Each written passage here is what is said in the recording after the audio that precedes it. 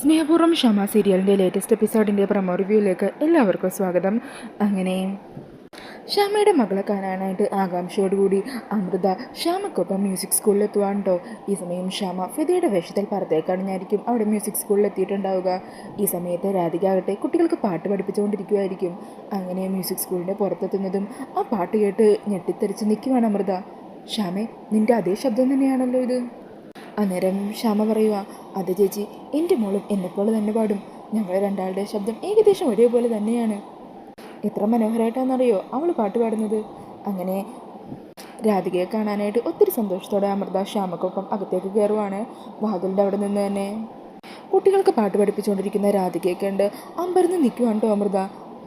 ശ്യാമയുടെ അതേ പകർപ്പ് അമൃതയ്ക്ക് ഒത്തിരി സന്തോഷമാകുവാണ്. പിന്നീട് പാട്ടൊക്കെ പാടിക്കഴിഞ്ഞ് തിരിഞ്ഞു നോക്കുന്ന രാധിക ഇവരെ കാണുവാണ്. അങ്ങനെ രാധിക ഫിദ മാമിൻ്റെയും അമൃതയുടെ അരികിലേക്ക് എത്തുവാണ് കേട്ടോ. അങ്ങനെ രാധികയെ കാണുന്നതും അമൃത ചേർത്ത് പിടിക്കുകയും കവളി തലോടുകയൊക്കെ ചെയ്യുന്നുണ്ട്. ഫിദ മാഡം രാധികയെക്കുറിച്ച് ഒത്തിരി പറഞ്ഞു. മോളെക്കുറിച്ച് ഇനി പറയാൻ ബാക്കിയൊന്നുമില്ല. അപ്പം മുതലേ കാണണമെന്ന് വിചാരിച്ചതാ.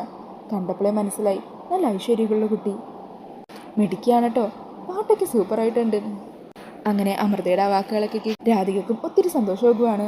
പിന്നീട് കാണിക്കുന്നത് അമൃതയും ഷ്യാമയും കൂടി പുറത്തു നിന്ന് സംസാരിക്കുന്നതാണ്. അന്നേരം അമൃത ഷ്യാമയോട് പറയണേ, ഷ്യാമേ, ഇനി നീ ഒളിച്ചുകളി വേണോ?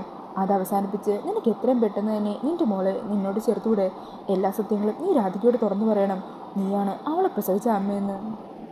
അമൃതയുടെ ആ വാക്കുകളൊക്കെ കേട്ട് ആ സത്യം ഉടനെ തന്നെ രാധികയെ അറിയിക്കാനായിട്ട് ഷ്യാമയും തീരുമാനിക്കുവാണ്. പിന്നീട് കാണിക്കുന്നത് കണിമംഗലം ഉണ്ടോ.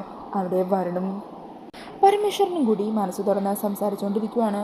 അന്നേരം പരമേശ്വരൻ വരുണിനെ ചേർത്ത് പിടിച്ചിട്ട് പറയണേ, മോനെ വരുണേ, നീ എൻ്റെ കൂടെയുള്ളപ്പോൾ എന്നെ ആർക്കും ഒന്നും ചെയ്യാൻ പറ്റില്ല. അത് ഈ അച്ഛൻ്റെ അഹങ്കാരം തന്നെയാണ്. നീ എൻ്റെ കൂടെ ഉണ്ടെങ്കിൽ എനിക്ക് വല്ലാത്തൊരു ശക്തിയാണ്. എന്ത് പ്രതിസന്ധിനെയും ധൈര്യത്തോടെ നേരിടാം എന്നുള്ള ശക്തി. അങ്ങനെ അച്ഛൻ തന്നെക്കുറിച്ച് പറയുന്ന വാക്കുകളൊക്കെ കേട്ട് വരുണിൻ്റെ കണ്ണുകൾ നിറയുവാണ്.